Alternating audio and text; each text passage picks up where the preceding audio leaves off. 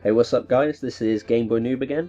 Welcome back to my ongoing quest for more Game Boy stuff. So I was going to do this video last night, but it got a bit late and I didn't finish it. And then more stuff arrived today, so I'm just going to put it all in this video and make it a bit longer. So I've had the Game Boy for about a week now. I haven't stopped playing it. I've had a few other new things turn up since then, and a few more arrived today, so I'll go through all those in a bit.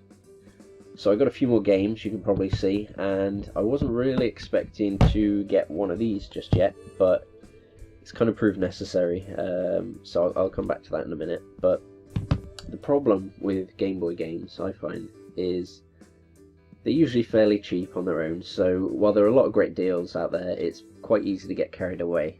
So, like I said, I wasn't really intending to get this many games, but once I got going, I couldn't really stop like Pringles, but it's all good. All the more games to share with you guys. So including the ones that arrived today, I think that takes it up to 28 in total, so it's not a bad start. And 22 of those are boxed with instructions. So actually, that's one of the things that came today. I should probably show you this. So I got these from a website, a company based in Nebraska, and the website is videogameboxprotectors.com. I'll link it in the description.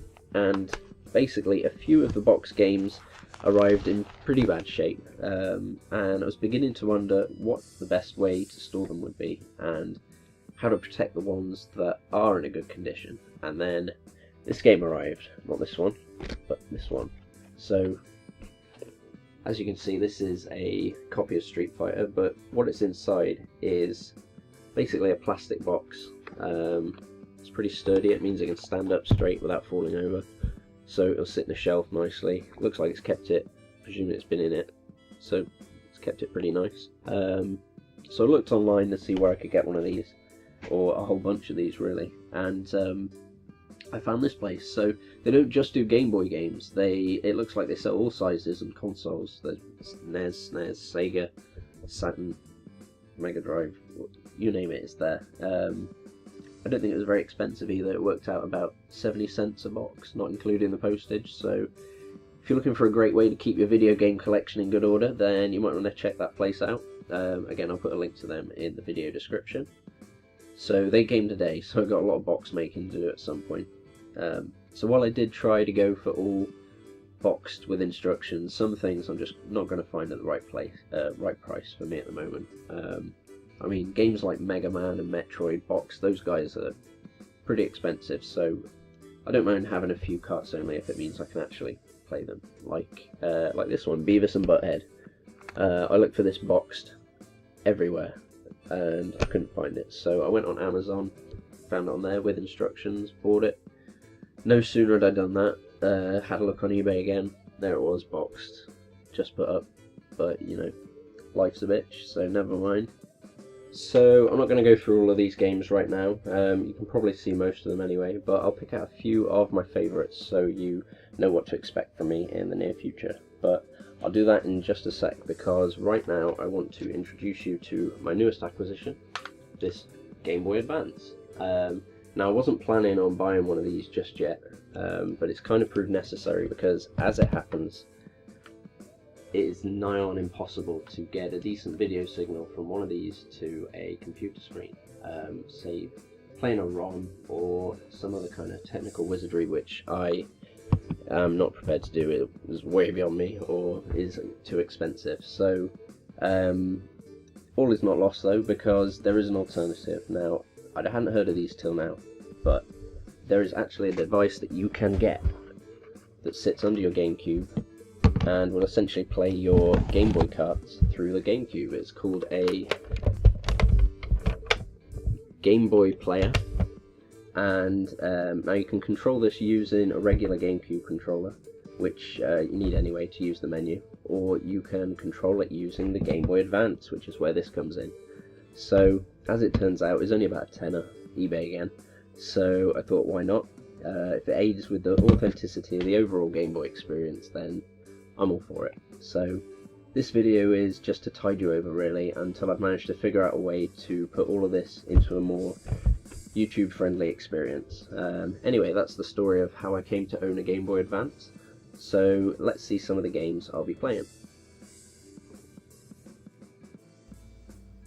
First up is Zool. Now, this is something I think I played first on the Atari ST, but I also played it on Windows much later. If you haven't played Zool before, it's basically a pretty standard platformer. You wander around like Mario, but with a few more moves, and in a world full of sweets, I think. That was always a great game, so I can't wait to get back into it. Star Wars. Now, I've never played this one before, nor Empire, so yet to see what these two are actually like, but I'm a pretty big Star Wars fan, old Star Wars, so it can't be too bad. This game, the first one anyway, has a special palette too, so I thought, why not? Donkey Kong. This is another one, special palette actually, but what I was going to say is this is another one I remember from the Atari days. I never realised it was Mario at the bottom. I'm not sure when I worked that one out. I don't think I even knew it was called Jumpman, to be fair, so this one is a proper classic. This one's up there as a platformer.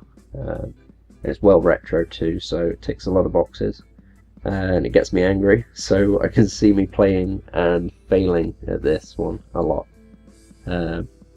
GTA, this is another one that I played a lot on the PC when it first came out. I didn't realise they'd done a Game Boy version. I mean, it makes sense in a way because of the top-down view, but we'll see how they measure up. It's funny because GTA nowadays is all about the sort of realism, I guess. Smooth graphics, all that. So if any of you young'uns have never played the original, you're in for a treat. And finally, Legend of Zelda: Link's Awakening. Now, I'm more familiar with Ocarina of Time, but this one, well, not the colour version, but this I played on an emulator for a while.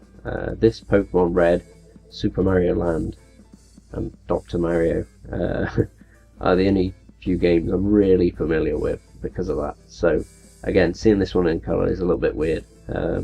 It's good though, I'll give it that. And this is another Nintendo game that had really good music as well, so that's always a bonus. Okay, so like I said, I'm going to try and make this whole Game Boy player thing work, and if I can manage it soon enough, then I'll tack a few clips onto the end of this video, but if not, then I guess you'll just have to wait till the next one. So that's all for now, guys. Like and subscribe if you want to see more, and leave a comment if you have any questions. Thanks for watching, and I'll see you in the next video.